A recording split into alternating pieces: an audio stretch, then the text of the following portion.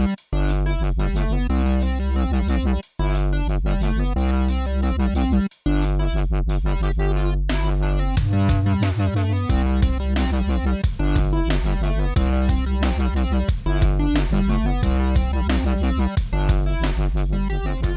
everybody, welcome to episode 2 of the LitRPG Podcast, the only podcast dedicated to LitRPG. I'm here to bring you the latest LitRPG news, reviews, and author interviews. If you're not sure what LitRPG is, or literary RPG, it's something we talked about in the very first episode of the podcast, and I encourage you to go back, check it out, just so you get a brief little overview. But in summary, it's kind of just fun, addictive adventure stories set in game-like worlds where characters get to level up, gain skills, have adventures, get experience notifications. It's kind of like a story written within a MMO or RPG world. Now, this week on the podcast, I'm actually just reposting an interview I did with the father of American LitRPG, Aleron Kong. He is a great guy. He's a doctor, he's a writer, he does many things, and he's really promoting LitRPG in the United States as much as possible. And he's created this nice community in which readers and authors can both mingle and interact and talk and have a great time. We originally recorded the podcast for my other podcast, the Geek Bytes Podcast, in April of 2016 when he was promoting his first books in the Chaos Seed series. So that was a few months ago, and now he's already published 4 of the books, and he has number 5 on the way. It's actually available for pre-order now on Amazon.com. If you want to go get that one, it's definitely worth it. We'll have all the links for all of his books, of course, and the pre-order in the show notes. Now, Aleron, like I said, also belonged to a Facebook group dedicated to LitRG, and I know he'd encourage you to go check it out.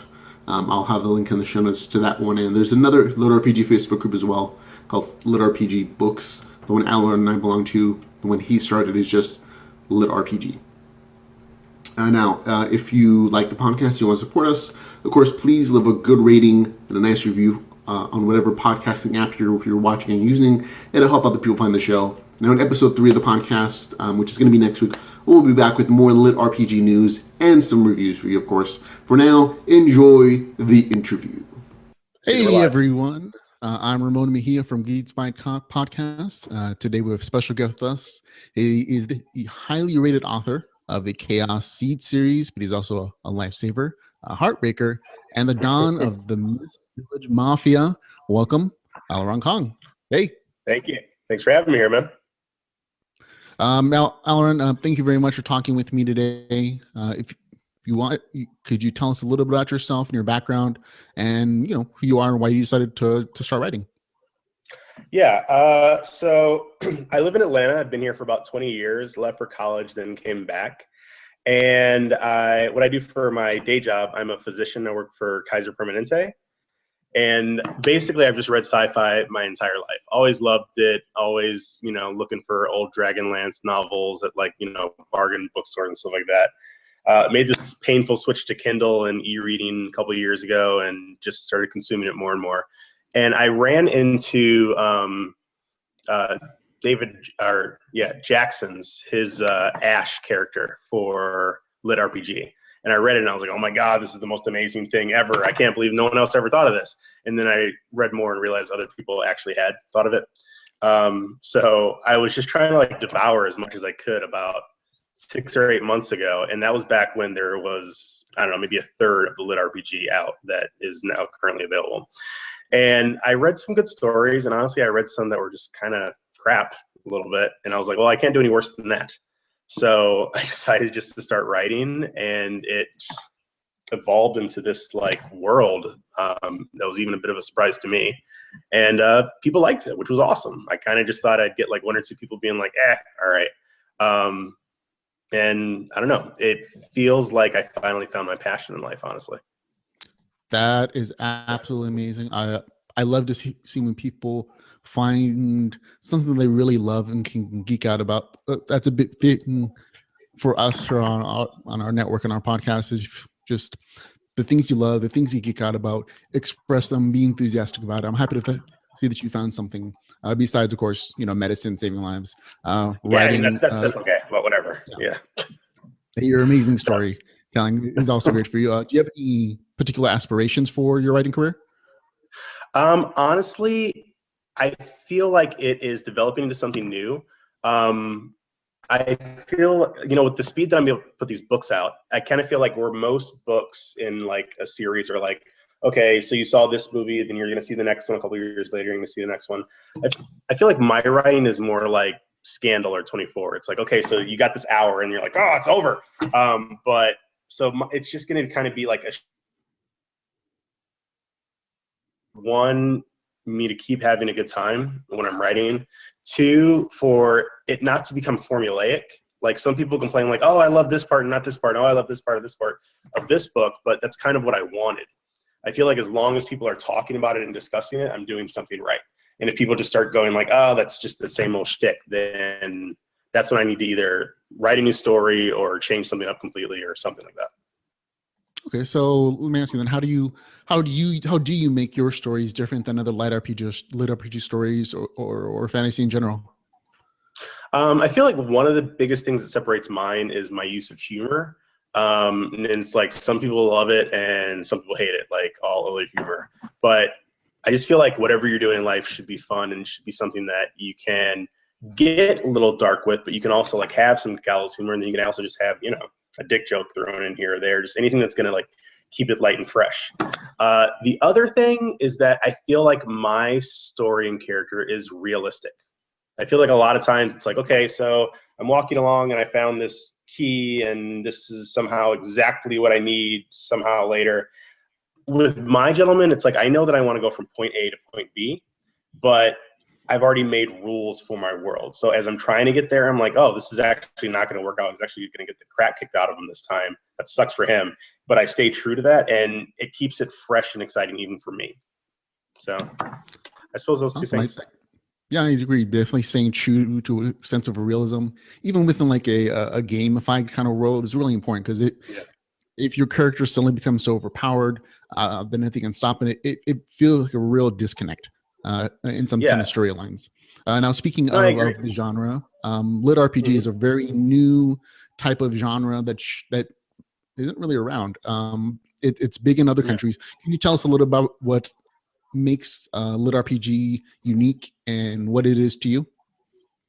Well, I feel like it's an amalgam of what me and other geeks have kind of just always been about, right? Like we love our role-playing games, we love sci-fi, we loved world building if you're into the strategy stuff like I am, like Civ 4 and Rise, Age of Empires, that kind of stuff. And for it to kind of all just be able to mesh together and so you're not having to be like, oh, I want to read this book or I want to play this new game or it's like you can find it in one place, I think is amazing. The best way I've found to describe it to other people is, first of all, I'm like, hey, do you know World of Warcraft? They're like, oh yeah, everyone's heard of World of Warcraft. And I'm like, well, it's like you got drawn into a world like that.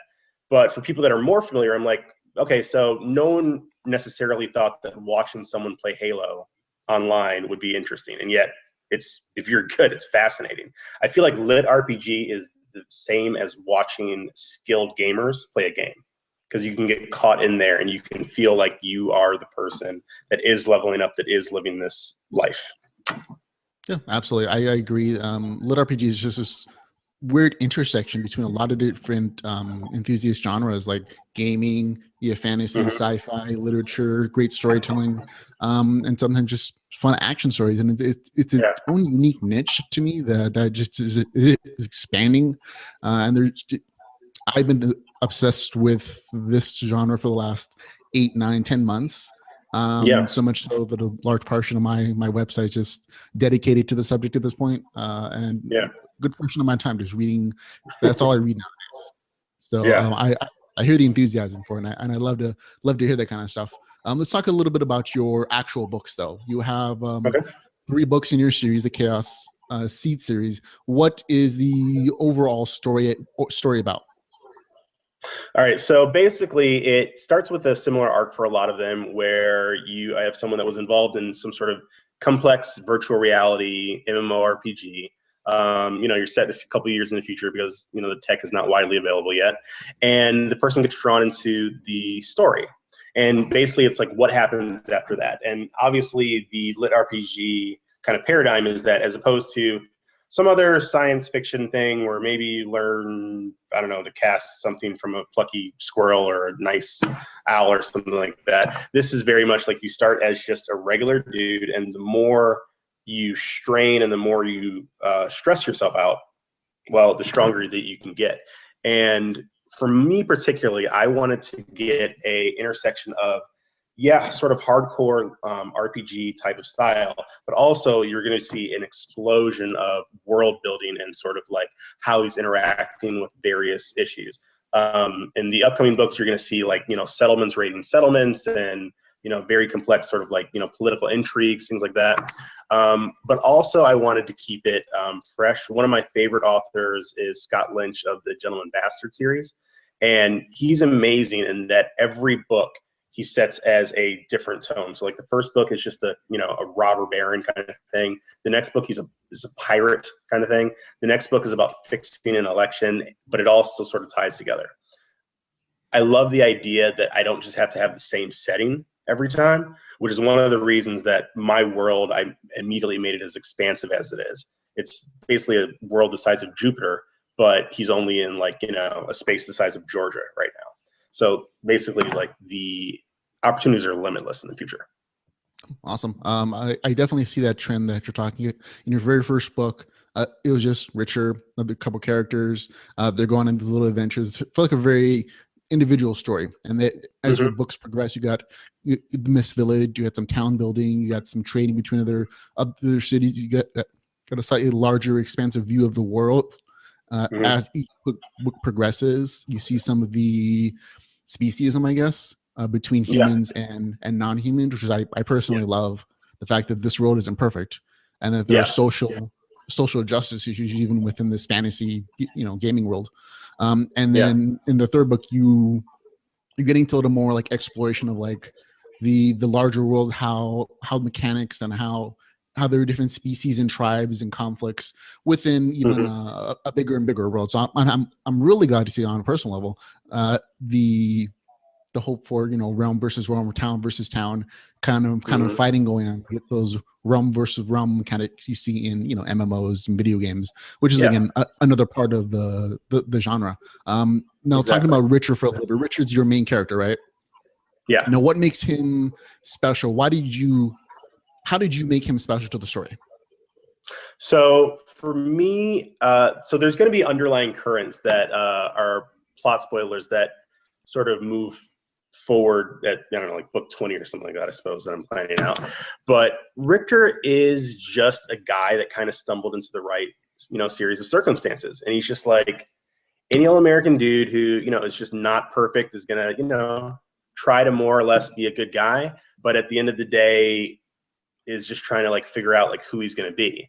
And one of the things that is exciting for me looking at Richter is that you're taking this gentleman, and it's like, just like if, here in real life, if you gave someone control over a island and said, hey, you're in charge of this now, just seeing like, would it corrupt them? Like, what would they do? What is not acceptable to do? Like, do they become power hungry? Do they kind of just become like a glutton and have all the virgins somehow show up? I mean, you kind of just get to see how he's developing. But also that even though he is growing into power of his own, so he's not just like a punk that anyone can push over, he's still part of the same, he's growing through a system that other people have been around a lot longer than he has. So, he runs into, characters like in the, third book that just utterly own him at first. But, it's like, how far are you going to push this? What is actually going to make you win? And a lot of times he's not winning because he's going head to head. He's winning because he's like, okay, I got to really think this out because these guys are going to kick my ass and I really have to figure out what I'm going to do. And I feel like I like that about him. He also wins because he's been lucky enough to make like the right friends and allies. And I mean, he would just be totally owned without any of that. So I feel like it's more realistic than a lot of the stories that I read, where it's like he suddenly is just the baddest guy ever, even though he's been around for, a couple weeks, but he's a sword master, which, I mean, yeah. So I don't know. I like it. I like it too, personally. I love your style. I love the character art progression, not just his growth as, that he obviously has a high luck stat, obviously to connect with all the other great characters. But you never made him overpowered. You start him off on the archery path, and then he kind of progresses into the sword path, as anyone would. Yeah. Nobody really knows that. Yeah. If you're transported to another world, you wouldn't really know what's going to work for you the best. And I like the fact that in your writing style, you didn't necessarily have his entire character progression path plotted out in detail. Like he can switch from one thing to another. Maybe he's emphasizing magic now because it just works better for his talent. He can't be, a master of all skills, so he's kind of focusing on things that he can and working and that's not something he would have known in book one necessarily. So as detailed as your stories are, do you do any research in I do for your books? so much research about the most random things. I went to a Renaissance festival just so I could talk to a blacksmith this weekend, just so I could be like, okay, so what are like sort of the real world things? Because for me, it's very much like if I'm going to have someone wearing leather armor of something, then they need to have, the appropriate things. And so it's everything from like, if they're going to start making it more, then the people are going to start complaining about the smell. And if there's not a water source nearby, then their health is going to start going down. I really wanted it to be a fantasy world that is still bound by, real world commonalities. I've, done research on physics. I've made like, little sample catapults in my house to sort of see like how that would shake out. And it's like, how do you get them to the forest? And, then you have to cut them down. I've researched how long it takes to cut down and strip and treat something so that if you put the torque forces on it, would it work? I mean, I look, that's one of the things that takes me a long time. Like I'm researching every little thing and trying to make it as in keeping with reality as possible. Because I think like, anyone else that sort of loves these kind of games, we love geeking out and just like poking at it 1,000 times. And I think one of the favorite things for my fans is like if they can catch an inconsistency in my book, they're like, hey, everyone, Aleron fucked up. Check this out. And everyone, I'm like, all right, you got me, guys. I missed that one. You're right. So yeah, the fans will always find the little things you missed. So all that prep work really pays off. Fans pointed out a lot of things that you missed. So there have been two things that I missed. One is that he found a metal elementum, and I had already written that one of his doors was made of elementum, and they landed on me like a sumo wrestler for that one. And then something that actually someone just noticed, which I actually think is funny, and I think it's going to be, I'm going to work into the story, and I think it's going to be great, is that he got trapped underground and had to figure out how to see. And they're like, yeah, so he totally just found something that would have let him see underground. And it's like, yeah, he did, didn't he? I totally forgot that I had put that into the story. But, I'm going to work it in. And like, he's going to be talking to his people and they're going to be like, so you realize this did that thing that whole time? And he's like, all right, let's not tell anyone that happened. That's super embarrassing. But yeah, I mean, it's presenting your writing, those same moments like, oh yeah, I kind of forgot about that thing I found before. Oh well. Yeah. No, there was a big argument on the forums about how he levels up his familiar, and it's like people were going back and forth for like 3 days arguing about it, and they didn't agree with how I was doing it. And so like, in the next book, I was like, Richter was just so happy that he leveled up his familiar. It's like he just couldn't stress enough exactly how serious and perfect he thought what he had done. And if anyone disagreed with him, they were just insane. And a lot of the fans, like, sort of like that, and they poked back afterwards. And I feel like that's one of the other things that separates my story is that I like to be very in touch with the people that are reading the story, because I feel like we're all the same. We wanted a story like this. We love that we found it.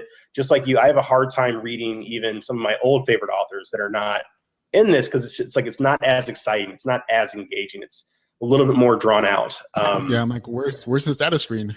Yeah, what's going on? Why? Okay, so you fought someone, but nothing different? Okay, this is boring. Awesome. But man, all this seems like it takes such a long time to write. I think for anyone who's ever thought about writing a novel, it seems like such a daunting task. How did you finally decide to like sit down and write something? What's your process? So, there's that old like movie, Finding Forrester with Sean Connery. And, there's that line where he's like, the first step in writing is just to write. And so I just started writing one day. I was bored. I had just spent like a day cursing because I couldn't find any new LitRPG. And I was like, what the hell? And I had tried reading 1 or 2 stories and I'm like, this is just unreadable. I can't do this. And because of that, because I was inspired by certain authors, and because I was just sort of like completely underwhelmed by authors, I very much was like, well, what do I have to lose? What's the worst that can happen? And this was before I even knew that an indie author could just publish on Amazon. I had no idea how I was going to do it. But I was like, I've always kind of wanted to do this. I've been looking for something that I could pour my energy and fuel into, because I'd been in training for medicine for a decade, and that's basically all I did. I worked, 16 to 20 hours a day for 3 years. I mean, that's just all I did. And now that I was done and I had time, I was like, okay, let's try this. So I sat down and I just started writing. And honestly, for the first week or two, I didn't tell anyone about it. And I would just think about stuff and play old games. I'm like, oh, it would be fire. Oh my God, I'm going to go back. And I would totally rework what I had done. And I had an idea that I wanted magic and progression to be reasonable. And I wanted it to be as real towards life as possible. And, I feel like some people are born and they can be great at the piano. And some people are born and maybe if they work really hard, they can kind of learn. And some people are just never going to get it. And that idea is what led me to my affinities and sort of skill system, where certain people are born with a predisposition to certain things and they'll learn it faster than other people. And that's how they determine how good they can be. And so once I had that basic system, I also started, writing very specific things about, I've got 1,000 reference documents now about exactly how enchanting works, exactly how sword fighting works, exactly how, X, Y, and Z works. And so as I finished the first book, and when I started writing the second book, and I was like, oh, this would actually make a little bit more sense. And I could sort of just get a very firm framework for the rules of my world, it's coming easier now, because it's I know I want to go from point A to point B, but I'm like, okay, well, let's just operate within the rules of the world and make it exciting. And so now there's less wondering, but there's a lot more I have to check my references. Okay, so exactly how long did the spell take to cast? Exactly how long did whatever? So I mean, that's basically it. It kind of organically is growing out of me. More than anything else. So it sounds like you're the type of writer who has an outline for 4 or 5 books in advance, or are you just writing as you go and whatever happens? I have an outline for 40 books in advance. But what I found is that when I wrote book 1, I thought that by book 3, I would be from here to here. But I'm now at book 4, I'm from here to here. Because the story is just getting so much more expansive. Even though I was planning to go here, it's it's leading me in various places. And so it's still within the same framework. I have a very clear idea about exactly how things are going to shake out, but it's just taking a lot more time to describe it than I thought it was going to. I think that's great. I mean, that your characters feel so real and fleshed out to you that they're almost taking on a life of their own, saying, you know what, no, we're not going to go on this adventure quite yet, this path that you've planned out for us quite yet.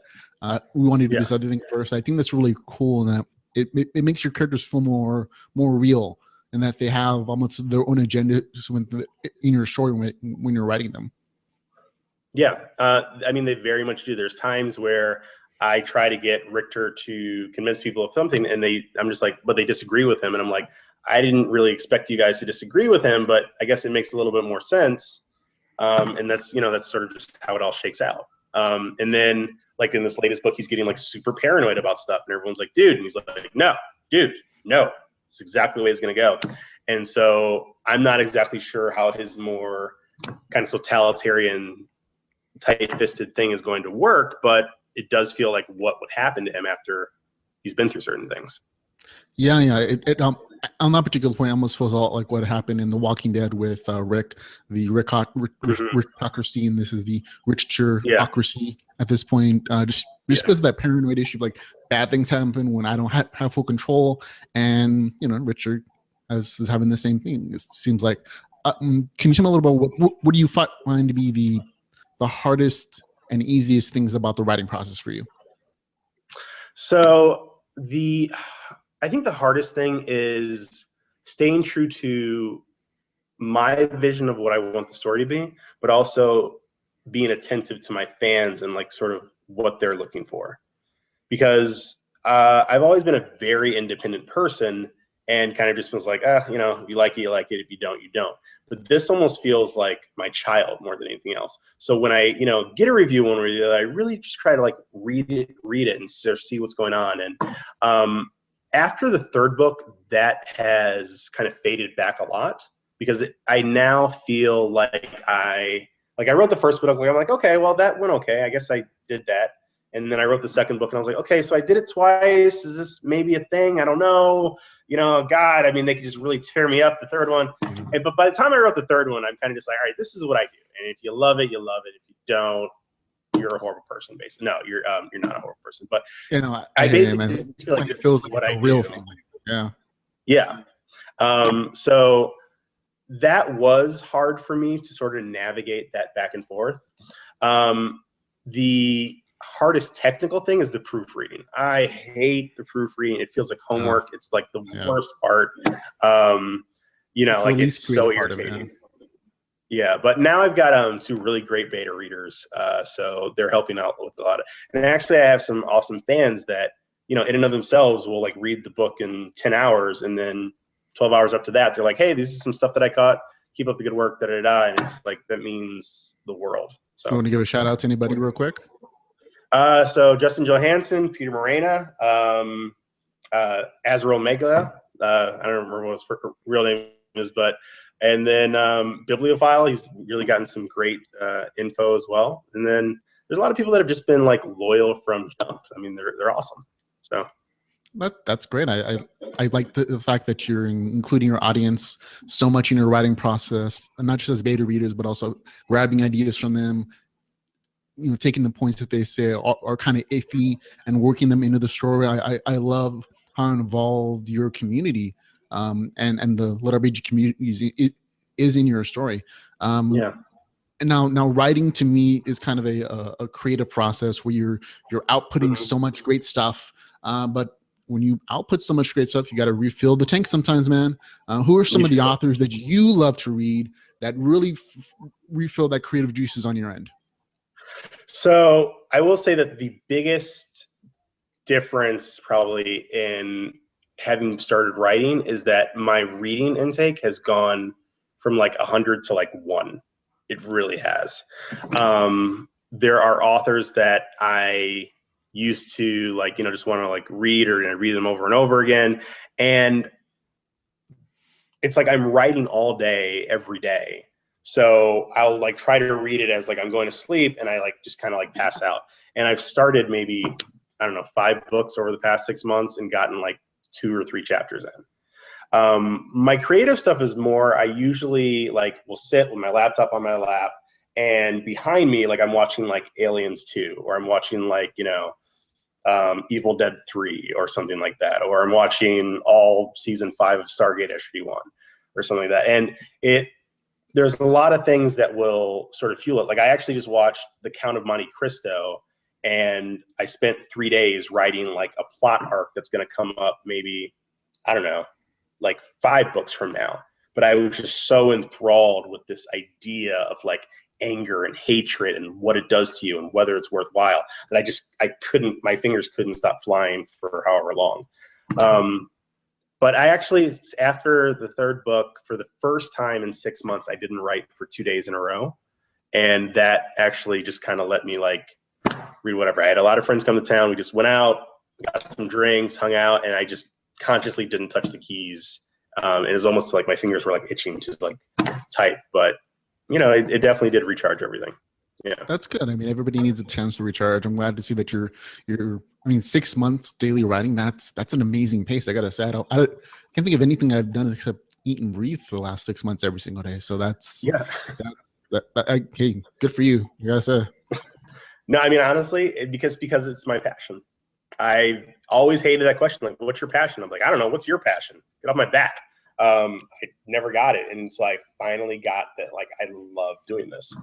So yeah, and I hear you. I feel the same way doing this kind of stuff. It's there's some technical work you got to do with it. It can be kind of a hassle sometimes, but there's just some weird satisfaction of being creative and just having an opinion out there that you created from almost nothing, that's just so satisfying that it's really hard to express. And so I like that, man.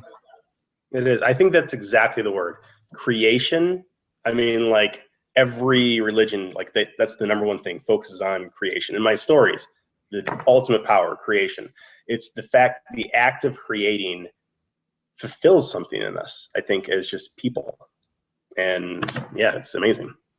Yeah. Now, just from one of my own questions is, the title's called Chaos Seeds, right? So far, we've only seen one Chaos Seed. Okay, so I'm glad you brought that up, because people were like, all right, so where the hell are the other seeds? Okay, so imagine that the world was only the size of the United States, right? And imagine that you were plunking 5 million people down somewhere in the United States. You arguably might not run into any one of those people for a long time if they're randomly just put somewhere. So it's not unheard of that they haven't run into any other Chaos Seeds yet. There will be other Chaos Seeds coming in, but this is a world the size of Jupiter. Yeah, okay. But yeah, people have definitely been looking for the other seeds. Yeah, okay. So we will at some point see some more Chaos Seeds. We'll see some other characters that that are have some other communities, hopefully. So I'm glad to hear that we'll see some other people at some point. Not that you definitely like every year now. Yeah, no, you definitely are. But also, I think that people are not necessarily looking at the chronological timeline of how long he's been there. Like, so from book 1 to book 3, I think like 3 months have elapsed. That's it. You know, and it's like a lot has happened in a very short period of time. But like I've actually had to like do the calendar myself, where I plotted out like day 1, like all the way through, and literally it's definitely been less than 4 months. So yeah, so see, in my mind, I always like it's been like a year at least where he's been in this role and he's been doing these things. But you're right, I guess within the rule itself, it's only been a couple months, and it would be unreasonable for us to expect that he would run into other Chaos Seeds in that short of a time in that small geographical area. Yeah, I mean, and that's the other thing too. That's why one of the things different is that So, I mean, like everyone loves Game of Thrones. It's a big whatever. Not everyone has read all the books, but, I did. And it's like, but I gave up after like the 4th book, because I'm like, okay, so I've read like 1,000 pages and you've only talked about half the characters. I can't deal with this anymore. Like, this series will very much stay focused on Richter and who he is associated with around him. And like, there's going to see him and his people and whatever, and then maybe like there was a paragraph in the second one where it talked about just Scion's thing, but they were still together. So that's what it's going to be. Okay, perfect. Thank you very much for answering that. I love the fact that you're willing to do so. Now talking about a little bit on some of the more technical aspects of publishing and writing, you wrote it yourself. A lot of people can do that themselves. You're also, I think, self-publishing though through Amazon. How does that work out for you? So that is actually like the most painless process that there is. Like in 2010, apparently Amazon just wanted more indie writers, and so they were like, "Hey, upload a manuscript. If it's anything, then you can put it up there." And the way it works is that for every sale in most countries, it's like they get 30% and I get 70%. And there's a couple like places where I get 35% and the rest goes somewhere else. But that's it. And then the other way that I'm able to distribute is through the Kindle Unlimited, where authors are paid like a percentage of a penny for every page that's read. And so like that was like super, super painless. They're actually like, they employ, I don't know how many thousands of people, because they're like quick as bunnies to respond to things. The only thing that's been difficult is figuring out some of the more technical stuff, like the formatting and things like that. You have to sort of like, there's things that I've learned that work for newer generation Kindles or iPads, don't work for other. Oh, yeah. Too light, or those are the kind of things that you just kind of have to like those issues or yourself, because there are services that will do it, but they might do a crappy job. So yeah, and they'll still take their cut even if it's a crappy job. Yeah, so and they'll still. I mean, they don't. Yeah. Have you ever thought about doing the traditional publishing route? So I'm a part of a group on Facebook, Science Fiction and Fantasy Writers of America, or something like that. There's like 7,000 people. And I started a topic thread like, what's the point of being published these days? And if you're a James Patterson or a J.K. Rowling, well, the point is that they'll give you a castle and a pony, and that's amazing. But if you're like an indie writer, there really doesn't seem to be much point anymore, because you're giving someone a percentage of your profits, and more importantly, you're giving someone the ability to dictate how your story should progress, which I just find abhorrent, like absolutely. I think that if I found the right, editor or whatever, someone that like loved the genre, then maybe that would be a nice collaboration. They could get me to higher heights. But other than that, I feel like most of them are just trying to, they're business people. They're not book people necessarily. So I haven't really found a reason. I mean, it would have been nicer to have someone be able to help me with the formatting. It would have been nicer to have someone help me with my website, which, is only now getting up, hopefully in the next week after I've been writing for 6 months. So like you have to kind of do a lot of the stuff yourself, but I think that's like a fair trade-off if you really love what you're doing. But I will say that I've also been on a bunch of writers forums, and I think that there's a very big difference between myself being able to write just because I love it, and it's like this is what I do for fun and and someone that's like writing for their daily bread, because the anger and vitriol and angst and whatever, I'm just like, oh, this is depressing. God. It's like the first scene in Limitless where he's just this like kind of like crackheady guy looking around. He's like, but I'm not a crackhead, I'm a writer. That doesn't seem super fun. But for me, so but anyway, so yeah, I mean that's it. So maybe one day if I learn more about it, but like I've been approached for people trying to buy my audio rights and things like that, and again, it just doesn't really seem like something that I'd be interested in doing. But there's a lot that I don't know about the business side of booking. Like honestly, I'm a writer. I'm not a book editor. So I'm sure there's a lot more I need to learn about it. Okay, so this seems like it's the easiest path for a lot of independent writers. The process you described seems almost painless compared to the traditional publishing route, where you send your manuscripts for your publisher, and if they like them, then they're going to give you some support and some marketing. But if sales aren't good enough, then they're going to drop you suddenly, and they go your royalties or your advance to keep you going. That process always seemed to me a little more difficult, even though there is a support system there for people who need it. If you don't, why bother? I have definitely run into that because I was in collaboration with one of the major Russian writers. And he and I were like, hey, we love each other's books. We were going to represent each other and, sell. And I got into it with his editor in a not super polite kind of way. And so suddenly it's like, our parents wouldn't let us play together anymore. And that was the end of that. And that sucked, but it was the way it was. Yeah, and I mean that's sometimes that's the business aspect of writing. It's not all creative. Some people depend on this for their living, and I know I get that.